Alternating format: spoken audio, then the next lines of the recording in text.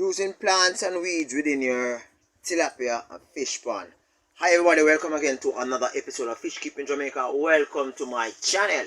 So this is my tote, my 270 gallon tote with roughly about 200 and plus tilapia. They are probably about 1 inch, 1.5 inches in size. Some of them might be a little smaller, right? You notice I am having plants in this pond, right? Right. If you actually watch my videos and listen to what I'm sharing, you will see where in which I share that tilapia fish, they are using some countries, so as to manage weeds and plant growth that clogs up waterways, right? Sometimes they even do too much of a good work that they create even problems, right? Now, these tilapia, they are young, and so their appetite for plants and weeds are not really heightened as yet. As soon as these tilapia reaches roughly about 4 inches, 5 inches, that's where the real problems start. I no longer can use this plant so as to help to oxygenate the water. I now will have to either use an air stone or air pump, or I would have to, and these are my boot stock, right? I would have to use air pump, air stone, bucket filter, or some other type of filtration system, but definitely not plants. A few weeks ago, I placed some plants similar to these within the space of my boot stock. In less than 1 week, these plants were practically consumed by the larger tilapia. This proves that tilapia are really avid consumers of plants within tubs. Now, I have seen a few videos where which persons are actually breeding and keeping tilapia, and they are having the different types of water lily. There's this one they call hyacinth water lily, and this other one, it looks like cabbage. In Jamaica we call it cabbage lily. I think you might be able to see it on the screen right now.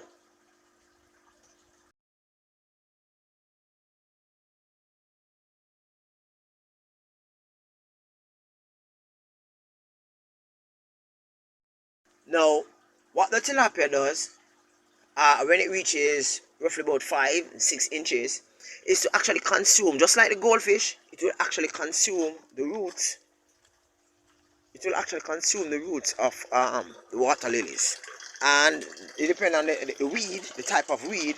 They actually consume the weeds also, right? So let's say that you are going to be starting off some amount of stock, and you are like hesitating whether or not to go air pump or rigid what do you call it, bucket filter like myself, right?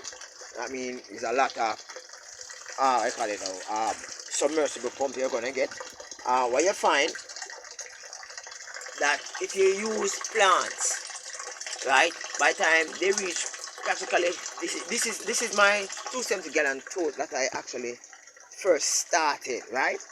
As soon as they reach practically this size, right, they are heading into 4 inch now, right? As soon as they reach this size, I had to move them from the planted tub to a tub where only bucket filtration exists. So bucket filtration, water change, and regular feeding, that is what keeps them going healthy and strong. Now, if I keep plants in this similar to the adults, right, they are not adults as yet, right? This is probably one of the larger ones, right? They are not adults as yet, but what they do, they tend to consume the weeds and the plants, and they tend to, at first, they tend to go at the roots. So they nibble at the roots, consume the roots, and the plant will automatically die. Now, when the plant dies, that's some of the leaves and all that, it adds to the bioload within the system. So therefore, you end up with increasing in issues such as nitrates, ammonia, and all that, because you have more bioload within the system. right, which puts more bioload on this. But you know, the good thing about it is that once you have chemical along with biological filtration, chemical, biological, and mechanical filtration, you find that your pond is a little bit more healthier than if you have just air coming in the system. Now, as a result of you know, a few months ago I shared with you that they actually stole some amount of pumps for me. I think 2 pumps. So I moved up the system from over here and I placed it more to the front of my yard, well, to the front of the system setup, right? So I'm not into the mode of losing any more pump, so I'm using an air pump, and I actually change the water on a regular basis. Now, for some persons, some critical analytic individuals, they might say that this is not healthy for the fish, but my fish are doing well. They have bread, they have given me fries, and they are going on okay. Regular water change, regular feeding have actually led me to have a good amount of stock. So this video is primarily to share with you that plants, whilst it's good at certain stage of the tilapia development, you know, they use it as a means of hiding away from the more aggressive tilapia. uh, as soon as they get to a certain age, or should I say a certain size, practically the whole idea of, you know, consuming the roots come into play, of the plants that is, and the plants will die and you end up in issues. Thank you very much for stopping by, guys. Have a wonderful day. Peace out. Catch you next time. Bye bye for now. Woo!